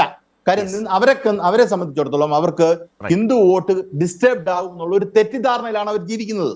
അവർ കുറെ നാളായിട്ട് നമ്മൾ ഈ വിഷയങ്ങൾ ആകെ ചർച്ച ചെയ്യേണ്ടി വന്നത് കോൺഗ്രസിന്റെ AICC സമ്മേളനത്തിന്റെ പശ്ചാത്തലത്തിൽ ആണ്. വഖഫ് ബില്ലിനെതിരായ പോരാട്ടം നടക്കുമ്പോൾ തന്നെ പാർലമെന്റിൽ എങ്ങനെയാണ് രാഹുൽ ഗാന്ധി പെരുമാറിയത്, അതേ രാഹുൽ ഗാന്ധി തന്നെ ഈ AICC സമ്മേളനത്തിന്റെ ഉദ്ഘാടന വേദിയിൽ പറയുകയാണ്, ന്യൂനപക്ഷ വിഷയങ്ങൾ അടക്കം ഉന്നയിക്കുന്നതിൽ കോൺഗ്രസ് നേതാക്കൾ പിന്മാറരുത്. എത്രമാത്രം വലിയ വൈരുദ്ധ്യമാണ് ആ വാചകത്തിൽ അടങ്ങിയിരിക്കുന്നത്, ആ പറഞ്ഞു വെച്ചതിൽ അടങ്ങിയിരിക്കുന്നത് എന്ന പ്രധാനപ്പെട്ട സംശയം, ചോദ്യങ്ങൾ ഉയരുക തന്നെയാണ്. അതുപോലെ തന്നെ പുനഃസംഘടന, അഴിച്ചുപണി എന്നത് ഈ തെരഞ്ഞെടുപ്പ് കാലത്ത് അല്ലെങ്കിൽ ഈ കാലത്ത് കോൺഗ്രസിനെ സംബന്ധിച്ച് മറ്റൊരു വലിയ പണിയായി മാറുമോ എന്ന ചോദ്യം നിൽക്കുന്നു. അങ്ങനെ നിരവധിയായ വിഷയങ്ങൾ വന്ന ഒരു സാഹചര്യത്തിലാണ് ഈ AICC സമ്മേളനവുമായി ബന്ധപ്പെട്ട ഈ ചർച്ച രൂപപ്പെട്ടത്. വളരെയധികം നന്ദി നാലുപേർക്കും സഹകരിച്ചതിന്. ന്യൂസ് ആൻഡ് വ്യൂസ് അവസാനിക്കുന്നു.